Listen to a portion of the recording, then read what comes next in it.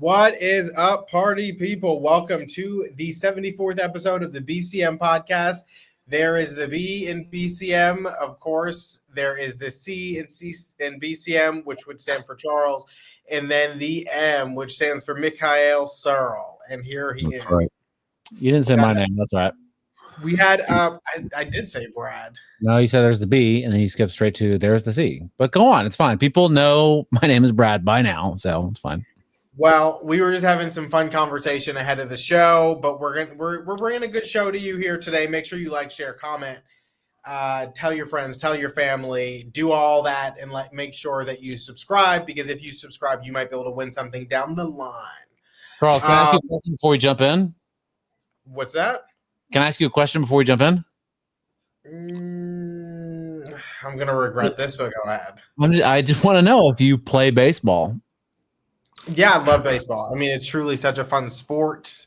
Yes. Barely a sport, so that's fine. Sometimes I do. Sometimes I do, sometimes I don't. Barely a sport. Go on. Says the soccer fan. Yeah, it's a real sport, but go on. It's fine. Okay. All right. Well, I played soccer too, and I was on the traveling team. So anyway, take a seat, Brad. So this week's episode, we're going to be talking about some fun stuff. It's going to be very lighthearted, easygoing. And I don't even know where to begin because the news has been just running nonstop. But I think the big story of the week has been this conversation about Signal and the use of it among our senior officials in this country. And might I add, a lot of local officials use Signal too, and they shouldn't. But using Signal to discuss or not discuss war plans, attack plans, who knows what they're called. I don't really care about all of that as much as I care about the specific use of Signal. Should they be using Signal? Where do you guys come down on this? Because I see a lot of people defending it on social media, and I think it's easy to just admit, hey, it's stupid, they shouldn't have been using it, and we're going to move on, rather than being like, you're wrong, this is an attack from the left. They're using it to avoid FOIA, right? Maybe. Or is that the reason? I don't know that that's what they've ever stated as their reason, but that's what elected officials use Signal for often. There could also be the argument that they use it because it's more private, and also it's more private so that they don't have to. It's not subject to FOIA requests, but yeah. So they're public officials, and their communications about public duty is public information. So why are they using Signal? I would assume that it's to get around, the rather stringent public information rules. I think partially, yes. I think there's I don't know, people, the argument that Signal is safer and it's encrypted in this and that doesn't really hold much water for me, except for local officials, because I feel like these federal officials, their government owned devices are very, very secure. I would think much more secure than using Signal. Now, a local official, not necessarily. So I can see the argument there that it might be more secure. Still disagree with the use of it, but I can see the argument. So they can't argue that it's more secure. So the only thing would be to avoid FOIA, which also, why do you need to avoid FOIA for something like this? I don't know. Yeah, I mean, FOIA is not going to pop up.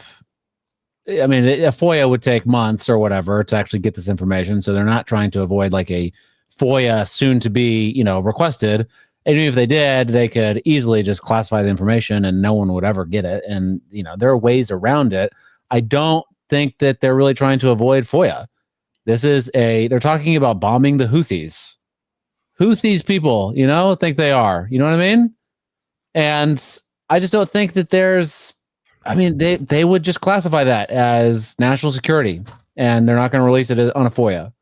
So then what were they doing, Brad? You're saying in this instance, the one that made the headlines this week, you don't think the purpose of using Signal was to avoid FOIA.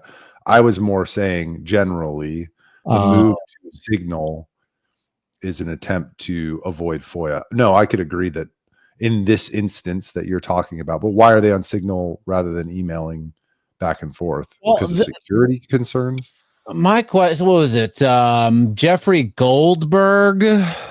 Yeah, he got on there. How did Jeffrey Goldberg get on there? Was the big question of the week. Who added him and how? What happened? How'd this happen? I don't know. Do you guys have Signal? Uh-huh. My understanding is that when you add someone, it says you added that person.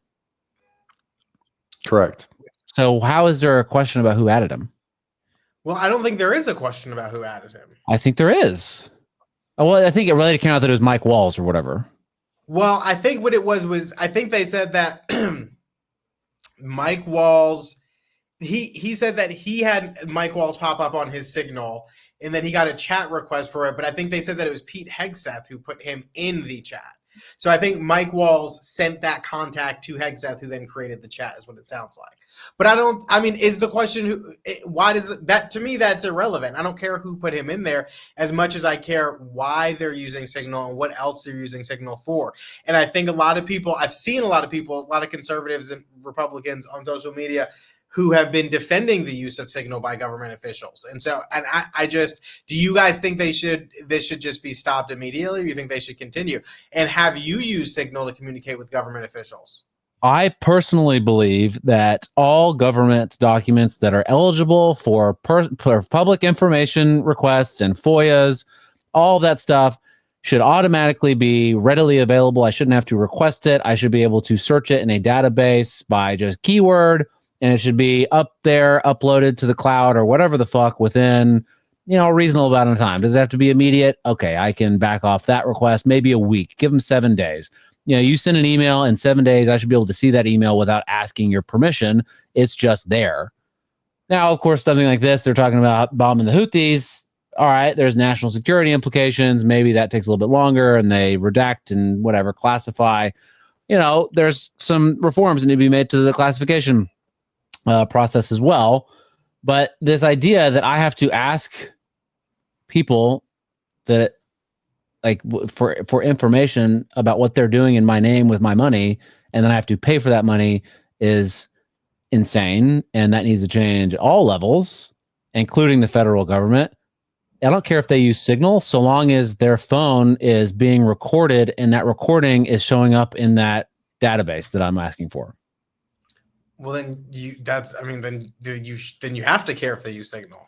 I don't care if I have access to their Signal messages. If I don't, in this utopia that I'm talking about, if I don't have access to their Signal messages, then you're never going to have access to their Signal messages, which is the point of Signal. I'm sure that there are ways. Look, Signal is not. There are ways around Signal. They want you to believe that it's some like super encrypted and you can never break into it. The government, the CIA, they can get into it. It's fine. Don't worry about it. All right, you're not as secret as you think you are. All those little messages that you send between, what's that lady with the cornrows? That's you love her. She's like your favorite person in Harris County. Lena Hidalgo. Lena Hidalgo. All those little love messages that you send to Lena Hidalgo, we can find those if we work hard enough.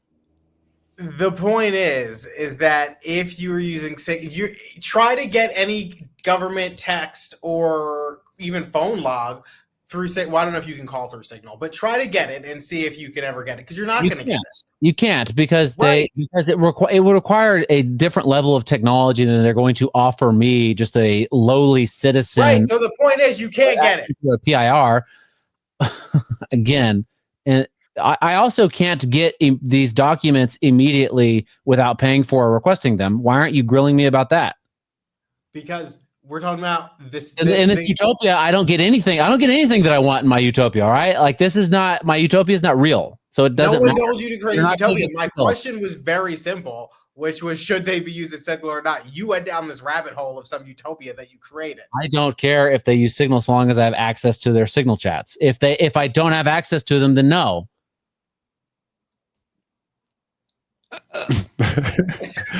Yeah, no. They shouldn't be using Signal, and I'm not going to contort my beliefs just because it's someone on my side of the aisle to justify them using Signal, which is what is happening out on the internet. you are a government official. Your salary is paid by the taxpayers of the United States or Texas or Harris County or whatever. And in so accepting that position or running for that position, you have accepted that all of your communications related to government work are going to be publicly disclosed if requested. So no, they should not be on Signal. I'm not going to contort myself to justify them being on Signal because they're on my team. And have I ever texted an elected official on Signal? I don't think so. I can check, but I don't really use it. I have it, but I don't really use it. Thank you for not contorting yourself like Brad and just answering the question as I didn't asked. contort. Really I didn't contort. I think that all of this, everything that Trump and Biden does should be fucking public immediately. Hegseth, Trump, fucking JD Vance. What's her name? That hot babe that just became the New Jersey attorney for New Jersey, Alina Habba. I want to see your text messages, Alina. Your private ones. Let's see them. No. So, what do you think, Charles? Yeah, I think they need to get off a Signal ASAP, and that should be. I'm surprised it's not already against policy. It should be.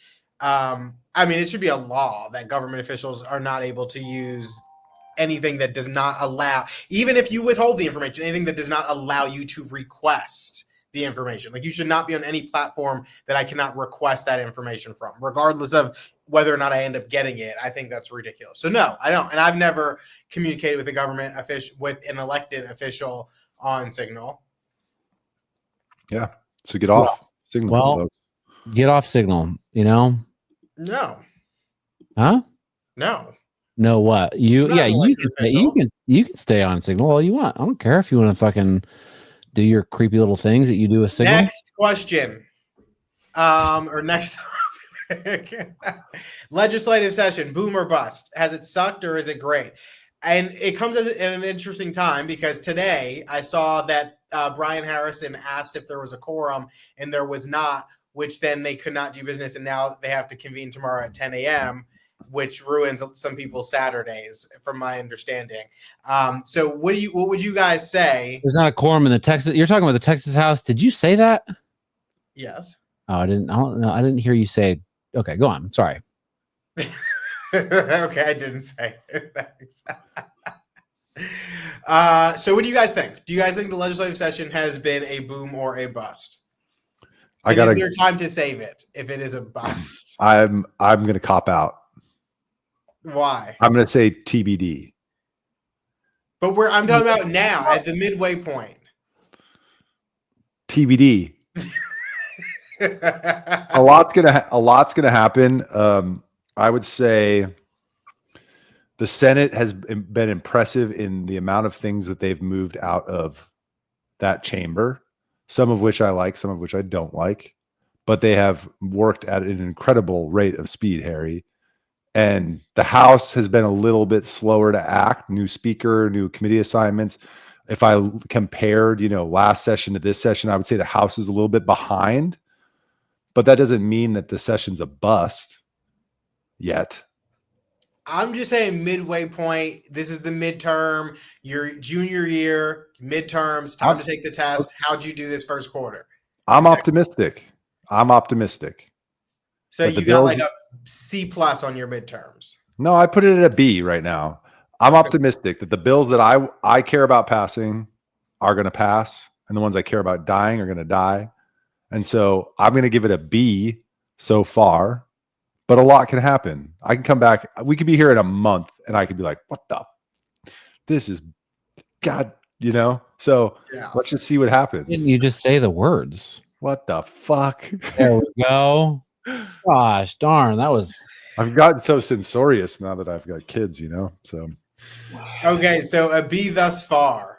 Brad? Well, do I think that first off, this idea, was it Brian? So give me a little more detail. Brian Harrison asked if there's a quorum today, Friday, March 28th, and there wasn't, so they could not do business? Correct. Well, there was not like they didn't have serious to some, I guess. All they were doing were honoring past members of the House. And so they weren't really doing like serious business. but he asked it to if there was a quorum, and they counted. And I think there were 60 people or something, so they didn't have a quorum. So yes, and so people are complaining that they have to come in on a Saturday, right? Because otherwise, the honoring of those people would have been done tomorrow. Today is going to be done tomorrow, and so now they would have to come and have a quorum. Yeah, well, too bad. You you do this job for 6 months every 2 years, and you're playing with people's lives. Wake up and be there on a Saturday. It's not a big deal. Here's what one person said. Curious to get and Michael, curious your take on that too. Is this one person? Are you going to tell us their name, or is this a random person on the internet? Yeah. If you would give me a second, I will. You just okay. Rolando Garcia. He's one SREC member for SD15. Very conservative, very outspoken. He said that. Obviously, Burrows is moving at a leisurely pace and managing the clock, but this isn't even about that. Imagine being one of the good guys. You voted for the GOP caucus nominee against Burrows for speaker. Now you're stuck with Burrows as speaker. You can't control the House calendar, but you're busy doing everything you can to move conservative legislation through. Now you have to change your weekend plans to be on the floor on Saturday, not to do anything worthwhile, but just to congratulate former House speakers, all because Brian Harrison wants some likes and shares. That's what Rolando said. But I would shoot back at Rolando and say, what is it that Burrows hasn't done yet? Okay, that's not even the topic of the topic. But go ahead. What, they got to go in on a Saturday? I don't feel bad for them if they have to go in on a Saturday. Sorry. Preach it, brother. I'll probably work tomorrow, so I'm not super concerned about having to work on a Saturday. But okay, go ahead. I won't go back to my original point. Yeah. I was gonna say, say what you were gonna say. No, there's just a group of people who don't like Burrows because of how that shit went down, which I get. It was frustrating, but I haven't seen him do anything or not do anything in particular that they can continue to be so offended by him by. Let's see what happens in the session. And that is subject to change. But thus far, what hasn't he done? What bill hasn't he moved? What conservative priority did he kill? Nothing yet. So I think these people already have a perspective, and they're projecting that onto their opinions of what's happened thus far during the legislative session. And we still got a lot of time to go. Boom or bust. I mean, and do you agree with Michael that they should stop whining about working on a Saturday? I think I said that first. No. I mean, about his take on kind of Burrows and that whole process. And working on Saturday, you did say that. I said it first. So he agrees with me is how you should phrase that. 1, 2. Burrows seems like a pretty, seems not very dramatic. Not as dramatic as people were making it out to be, or like it could be. But I guess, we'll see what happens. There's plenty of time for him to do something crazy and progressive. Am I right, guys? I don't know. Is it a boom or bust? I don't know. I don't really. This whole THC bullshit and what else is he? The all these undercover videos. You know what? I'm going with boom. Undercover videos by Dan Patrick is awesome. He should do more of that. At the THC shops? He did THC shops. He did the Texas Lotto Courier video, and I think other ones started doing it too. I think it was Brian Harrison that did an undercover video too. I could look that up real quick. I don't know that these videos are actually undercover. These people just have no idea who these people are. Well, I mean, that's the standard for undercover. Dan Patrick goes in as Dan Patrick, and nobody knows who he is. I'm working at a vape shop, and some guy comes in and says, "I'm Dan Patrick." I'm like, okay. I don't know. I mean, so I think that there's not enough. I think the school choice thing is going to be lame, and there's some cool stuff, I guess. Whatever. We'll see. I don't like Texas politics. It's not enough. Like, let's get a year-round cycle going. Oh, it's not. No. The last thing we want to do is keep those people in Austin more. That's a bad strategy. Brad. Look how it works out for Austin City Council. Look how it works out for everybody. All right. It's just I don't know, man. It's fine. Well, I wouldn't say everybody. Houston seems to work out pretty well. We have great. Oh, shut up. Oh, I got a beef with Brad. I got a hash out right here. Oh, let's hear it. With me? On Twitter, we posted our episode with Madison Wickham and Chris. Sicca? Yeah. And one of our followers basically called Charles a stoner for agreeing with Madison. And then I commented, I actually think he's like, Brad's not buying this stuff. And I was like, I actually think Brad agrees with these guys too. And I put your hashtag, or not your hashtag, I put your name in the post and you never responded. No, I didn't. Because he was scared. Why didn't I respond? Why didn't I respond? I don't know, because it's what's the point? What's going to happen if I respond? What is this guy going to get from it? I've interacted with this guy before. He's looking for your thought leadership on the issue, and you're leaving him hanging. I don't think that he's ever particularly liked people. I don't think that he is. I've interacted with him before. I don't think that your assessment is correct of him. Why didn't I do that? I started to type out a response and I was like, you know what? This is too long and not worth my time. Oh. So you can give your opinion here, but when someone challenges you a little bit, you can't. Or he wasn't challenging me at all. I was going to say, or puts out the wrong narrative about what you believe, you will not correct it. You'll just be like, oh. I think that you, of all three of us, Charles, you are the biggest culprit of that. Who challenges me that I don't fight back from? I think that you know exactly what I'm talking about narratives and just letting people believe things. You know exactly what I'm talking about, Charles. What? You know exactly. We've had plenty of conversations offline, Charles, about all this jazz. What are you talking about? What did you do last weekend, Charles? Oh, I went and read at the library to orphan. That's not what I hear. That's funny. Okay, yeah. So whatever. I don't think. Look, the Texas everything revolves around school choice. Boring, and it's not going to be that great. It's gonna make private schools more expensive, and it's not going. Yes, it's good. Some kids are going to get out of the public school, get out of the failing school. Some special needs kids are going to get better help. That's great. That's awesome. I think there's better ways to do that. I think that you should well, you could just, stop it with the whole public school system in general and stop taxing people out of their homes. That's a great start. Now, that's not going to happen again. I know this is my utopia and I'm never going to actually see it realized. That's okay. I still sleep well at night. But this is the idea they're going to give the vouchers for private school students, and only some of them, even if they did it for all of them, same thing's going to happen, probably to a greater degree, but it's going to be the same thing as universities. The government is giving out money for people to use on a very specific product. The makers of that product are going to raise their prices. If $10,000 is the new $0, everything's going to go up in cost. That's how it's going to work.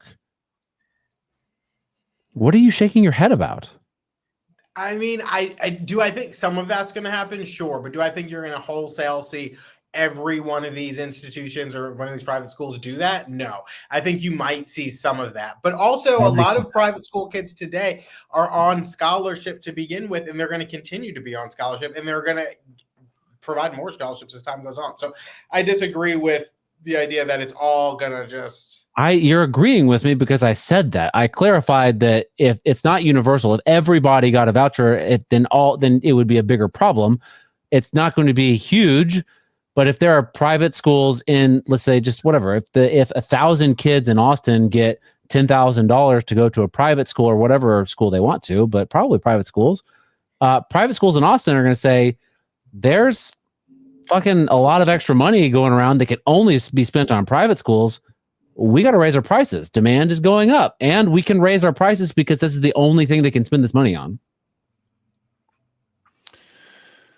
And which makes it less accessible to people that don't get the vouchers. I'm all about, let's do school choice. I think that it needs to be done a little bit differently. Don't you get up there and tell them? getting rid of public schools. You're probably right. I think that's the dream. There are steps between, right? I mean, you don't need to go full nuclear on it. Yes, this is one of the steps in between, and you're probably right. It's going to have an impact on pricing, but some kids who are not going to have access to other schools than the public school that may be failing them are going to have access now. So that's a positive. That's a public good. Will the price of some private schools go up? Probably, but to equate it to the college issue is a little disingenuous. I mean, the federal government is underwriting loans in any amount for kids who don't have credit to go to college, which is a little bit different than a set amount of money that's going to go towards tuition. I'm using it as a comparison, and that's what's happening. That the government is giving out money, and granted, in the student loan crisis, it's a loan. You're supposed to pay it back, so there is a difference there. But they're basically giving out money for it can only be used on one product, and that product is universities. So universities are going to raise their prices. It's the same situation, and it's going to be to a lesser degree in this case. Much lesser degree. Agreed. Far lesser degree. I already said that at the beginning before you two goons started coming at me again. All we're saying that it's just you're blowing it out of proportion. That's all we're saying. I thank you for listening. I will step down from my soapbox. You're welcome. All right, we talked that one to death. Let's shift. Brad, could you get that video that I asked you to tee up before? I want to talk about this. Everybody's seen it at this point. It's inappropriate. It's crazy. It's something else. It's wild. Anyway, Brad, is this from Jasmine Crockett? Is that her name? Yeah, Jasmine Crockett. What? Did I get it wrong? What did I say? Who is a former member of the Texas House and is now in the U.S. House. Is she running for president? Because we in these hot ass Texas streets, honey. Y'all know we got Governor Hot Wheels down there. Come on now. Okay, now pause it and don't remove it, please. Just hold it there 1 second. Go back and play it one more time, because I want to draw attention to something. I draw attention to her eyes. Because we in these hot ass Texas streets, honey. This labored pause here.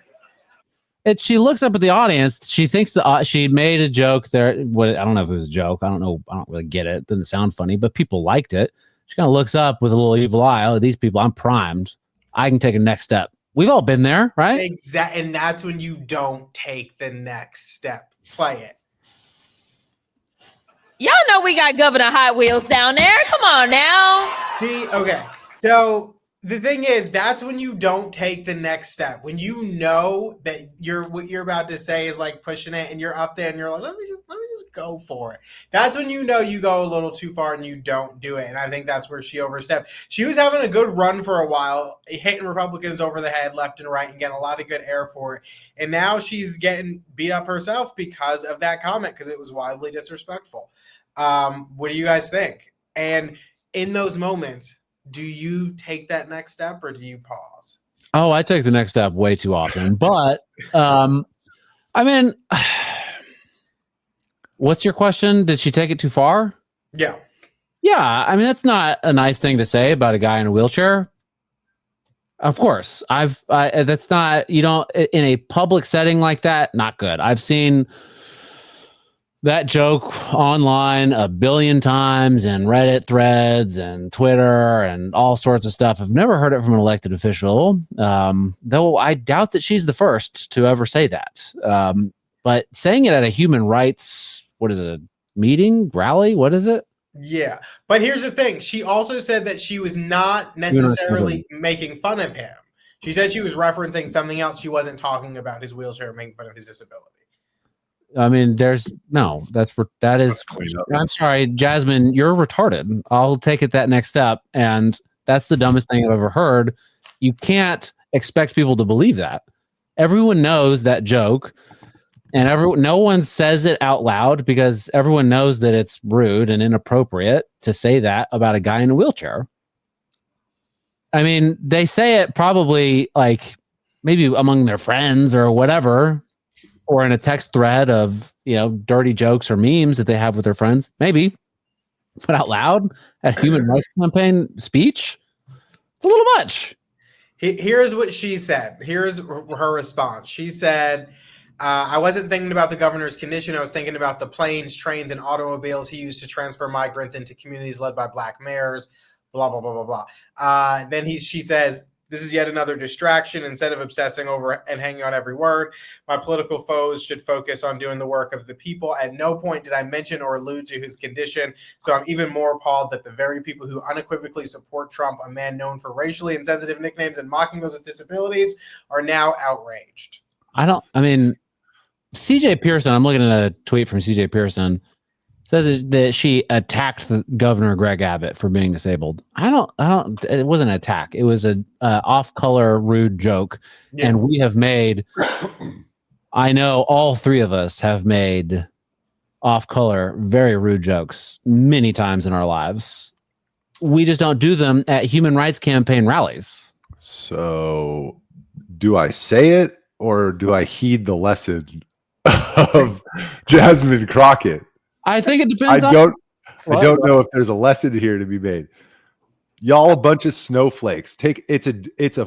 Should she say it? Probably not. Like the outrage machine on the right though is so overblown. It's so overblown. Yeah. Like calm down. She made a joke at the expense of his condition. Was it distasteful? Yes. But like, weren't we just talking about how just like a year ago, like you can't do comedy anymore. You can't make fun of people for their, I'm not the smartest guy in the world, so you can make fun of me for being stupid. Like, I'm not going to be offended by that. That's just, I don't know. I know it's probably not good that's not an apt comparison, but I'm just saying, like, we were just criticizing the outrage machine and going after comedy and having to change movies and now people on the right are engaging in the same kind of like, oh my God, I can't believe they said that kind of activity about a few topics. And this happens to be one of them. And I thought all of the reactions were way overblown, even though, yeah, she probably shouldn't have said it as a congressperson in the forum she was in, but like, come on.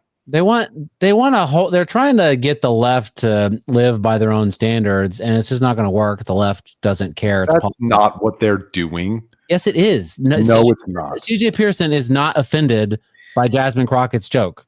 I'm not offended by Jasmine Crockett's joke. She went out there and she tried to break a leg and she broke a leg. So her own, yeah. Yes. No, he's not offended by it, but they're also not trying to get them to live by their own standards. Are there some? Sure. Yes, but what they're trying to do is they're just trying to score a point. Like it's an open shot. They're like, let's take it. Let's pretend we're incredibly outraged and let's try to score this point. I think both sides are blowing it up. Jasmine is an idiot for not just saying, like, yeah, sorry, I shouldn't have made that joke and moved on. Like, to give this whole statement about planes, trains, and automobiles, like, what? Yeah. It's just stupid. Just admit you made a mistake and move on. And then the right sitting here being like, oh, my God, I cannot believe. Like, yes, it is kind of shocking that she went there, but is it, like, that is far from the worst thing anybody in elected office has said in the past couple of years. Like, people be saying crazy stuff lately. Not even like in the past like 10 years. So it's not even I don't know. It's nuts. So I hate the overblown reactions and the just refusal to even admit fault on the left side. It's ridiculous. Yeah, terrible cleanup job, but people are allowed to say shit that offends people. That's what we're allowed to do in this country. Sorry if you're offended and you're part of some community and you're offended, I'm sorry, but part of free speech is you get to say things that offend people. And that same goes for Greg Abbott. People get to say things about you that offend you. I'm sorry. And it's not our job on the right to go jump to his defense and be like, oh my God, you shouldn't have said that. Like, that's part of free speech. People say offensive things. Okay, let's move on. In his defense, I think he's been the least vocal about this. Like, yeah. I feel like he has. I saw him retweet like a meme, but I haven't seen much else. Everybody else has seemed to be more outraged than he has been. What's the eye patch guy? What's his name? Dan Crenshaw. Dan Crenshaw. Didn't SNL make fun of him when he first got into office? Yes, Pete Davidson. Pete Davidson made fun of him, and then he went on SNL and like made fun of it too. And that was kind of back when people thought he was cool and like actually like a good guy and not a total piece of shit who insider trades. That's, and all right. Die and Okay, all right. What's the problem with me saying the truth? Because that's not all. It's not true. What's not true? What did I say that's a lie? I'm not getting into a fight back and forth over Dan Crenshaw, but do you like Dan Crenshaw? Turn your camera around. Do you have a poster of Dan Crenshaw on your wall? Yes, I do. Your camera around. Yes, yep, right there. Jeez. Anyway, continue. Well, he went on SNL and made light of it himself and like had fun with it. And I think that was probably the right move. More people should do that. And then it takes the wind out of Jasmine Crockett's sails and makes Greg Abbott look good. Yeah. And makes the right look good. Yeah. We're not. We're outraged. All right. Well, we talked that one to death. So next topic is chicken cacciatore or chicken parmigiano, which is I barely even know what chicken parmigiano is. What's the first one? What's the first one? Chicken cacciatore. cacciatore. Chicken parmesan is? I know the idea of chicken parmesan. It's chicken with parmesan. Is it breaded and crusted with parmesan cheese and then deep fried? Is that right? Seriously? Yeah, I don't fucking know. What's the first one? Chicken cacciatore. Chicken cacciatore. What is that? It's like it's a meal and it has like onions and herbs. I know it's an Italian dish. Can you just tell me what it is? Do you not like chicken? Okay. And herbs. Huh? Chicken cacciatore is chicken cooked in tomato sauce with mushrooms, onions, bell peppers, typically spices, and then you put it over pasta. Some wine, yeah. And then you put it over pasta. Chicken parmesan is flattened chicken breast, breaded, then fried, and then with some mozzarella cheese on top, and then you serve that over pasta. Not Parmesan cheese? I mean, you can sprinkle it with a little Parmesan cheese. There's probably a little Parmesan. Well, yes, even though it's called chicken Parmigiano, you use mozzarella. But you also, you put a little Parmesan. Well, I was accurate when I described the chicken Parmigiano. I mean, I wasn't 100%. Parmigiana. I don't give a fuck, all right? Oh. I was close. The first one I would have never guessed. Which one would I prefer? I mean, I'm not a fucking disgusting pig. Why would I choose fried chicken over tomato sauce cooked chicken? There's tomato sauce in both of them, and Parmigiana is not referring to Parmesan cheese. It's referring to the region in which the dish is from. Yeah, all right. Yeah, you idiot. Shut up. All right. It's only champagne if it comes from Champagne. We all know. All right. Uneducated swine. God. It's all right. If it's not from Champagne. Listen, guys. I know you guys went to Olive Garden for your prom dates. I choose better restaurants. All right. So you want chicken? You said chicken cacciatore. Michael, what's yours? Chicken parm. Oh, seriously, I mean, a good chicken. You cannot. First of all, it's hard to make a bad chicken parm, but a good chicken parm you just can't even. You can't even compare it to anything. Anything at all. Who makes a good chicken parm and don't say you? Huh? Who makes a good chicken parm and don't say you? It has to be a chain restaurant that everyone can go to. It can't be some hole in the wall, trans joint on whatever avenue in Houston. I'd say Hudson House. They make a phenomenal chicken parmesan. Okay. But yeah, it's probably what about Applebee's? All right. They make a good chicken parmesan. Yep, they do. They make Applebee's makes some good kitten belly sliders. Some what? Kitten belly sliders. They use cat meat at Applebee's. It's really good. All right. So our last and final topic is they found the Ark of the Covenant, or allegedly they did. In Somalia or Ethiopia? Ethiopia, two very different countries. Yes, they are two very different countries. I wasn't trying to say that they are the same. Wow. Ethiopia is the legend, but yeah. Yes. Hey, sorry guys, they're like pretty close to each other, so whatever. So a recently declassified CIA document from the 80s has gone viral because it was declassified in 2000, and I guess we are just now discovering it or whatever. But it was an effort to identify the ARC's location using ESP or what is it called? Remote viewing. We talked about this before, remote viewing. And so the CIA claimed to have confirmed the existence of the Ark of the Covenant by way of remote viewing and extrasensory perception, alleging the mysterious sacred object is guarded by entities with an unknown power in Ethiopia. Thoughts, feelings, opinions? Do you guys believe in remote viewing? We did talk about it, and there was that we did play that clip of that woman who was a remote viewer too. So what do you guys? Has it just been in our Instagram messages? I think it's just been in our Instagram. I don't think we've played the clip. Did you get it? Can I get it? Yeah, would you be able to pull it up? I can try. Yeah, you guys talk amongst yourselves. We'll see if I can pull it up. Okay, I don't remember her name or really anything about it, but it was from a podcast. Very believable. That's all I remember. Anyway, so Michael, you probably are read up on this. Well, or remote viewing in general. Michael's a remote viewer. You didn't know? No. So before we get to that, I have an apology for Brad Swail.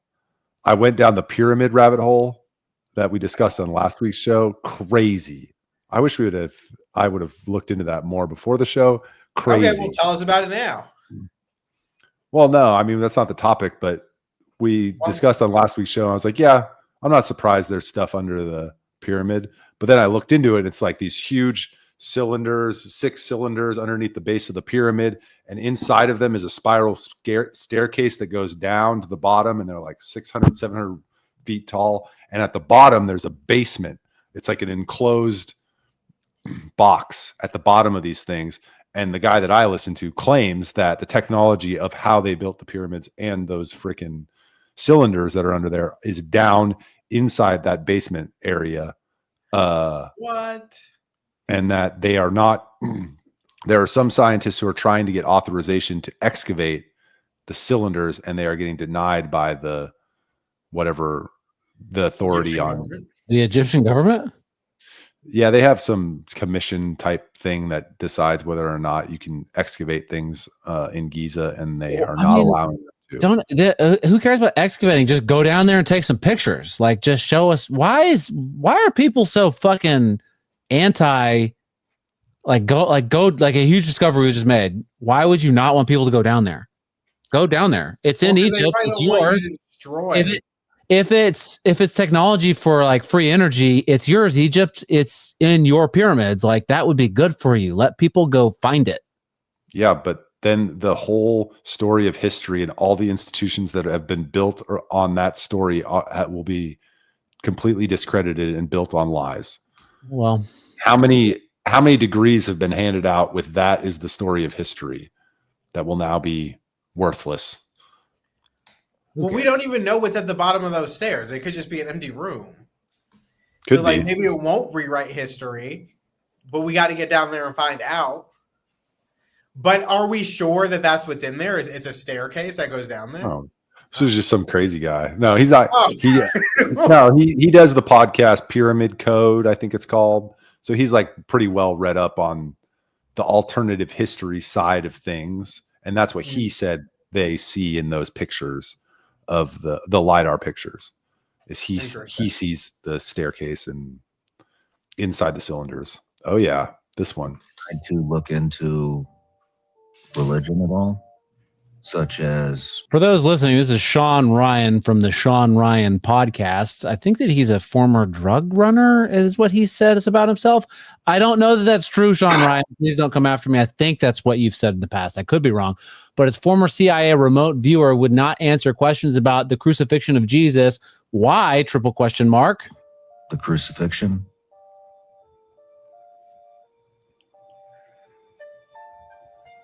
Do you not want to talk about that? Yeah. Abuelita. Okay. Not doing good with those questions. Do you want to talk about You had mentioned you had a UFO experience. Yeah, but I was 13 years. She was able to remote view into different time periods and go immediately there, and locations. I believe. I think she was time and location. So she's believable. Totally believable. Really, I don't know anybody that wouldn't believe her. To be honest, thank you, Sean Ryan, for bringing that to our attention. Michael just told us he learned from a podcast that there are stairs underneath the pyramids that lead to free energy. I didn't know. He brought up free energy. I said how they built the pyramids. Well, I think you probably need free energy to build the pyramids, right? I didn't agree with it. I just said if that was down there, then wouldn't you want people to go down there and find it?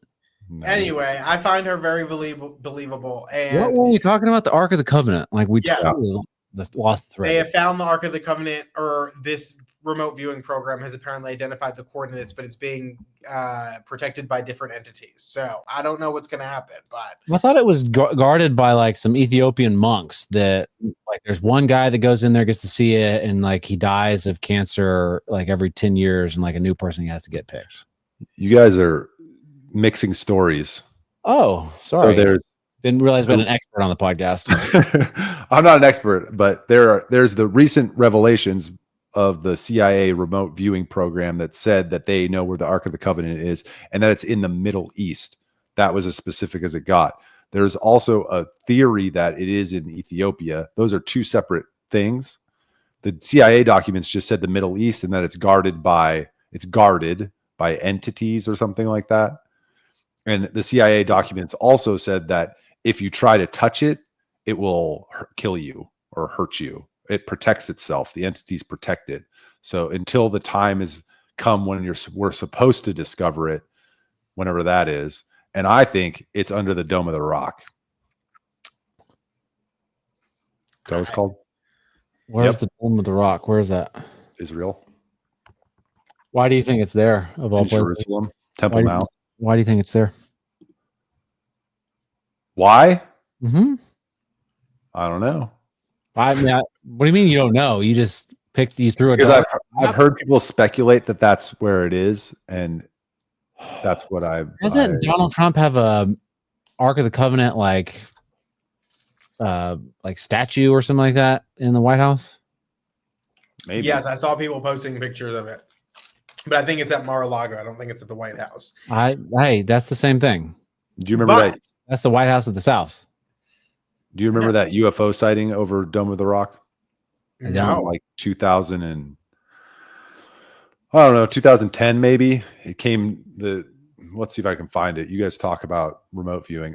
My view on remote viewing generally is it's like Bigfoot hunters. Like 99.9% of them are full of shit, but like 0.1% is telling the truth.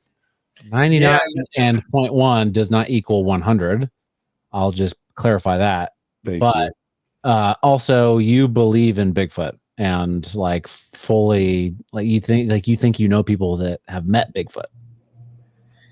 Well, and I believe in that lady. I think she really is a remote viewer, and she's been able to identify things and really let us know what's all over the world. And so I put a lot of credibility into what she has to say. So if she tells us it's true, then it must be true. I like the idea of remote viewing only because, like, if they can do it, kind of makes me feel like I could do it. You know what I mean? Well, I used to be a remote viewer. No, you didn't. This is exactly what I'm talking about. Yes, I did actually. No, you didn't. You've never been a remote viewer. You didn't know what remote viewing was until you met Michael. Well, right. I didn't know what the word meant, but I used to remote view all the time. I just didn't know what that was. You did not used to remote view, Charles. All right. Watch me. Watch you do what? Remote. Hey, remote view my hand. Where is it right now? Give me the finger. It's not though. I said, where is it? Not what? You guys ready for this UFO thing? Yes. Yeah. Share screen. All right. You can see it. I'm making it bigger. Make it bigger. All right. There it is. You can see it right there in the top.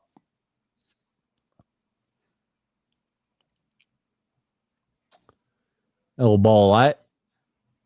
Why'd they zoom out like that? There's a flash, then it's gone. Okay. Gone. That's it. Okay. What was it doing? I don't know. You didn't ask him, Michael? No. Oh. Wow. Well, that's a great note to end the show on. Thank you guys for tuning in to this week's episode of the BCM podcast, episode number 74.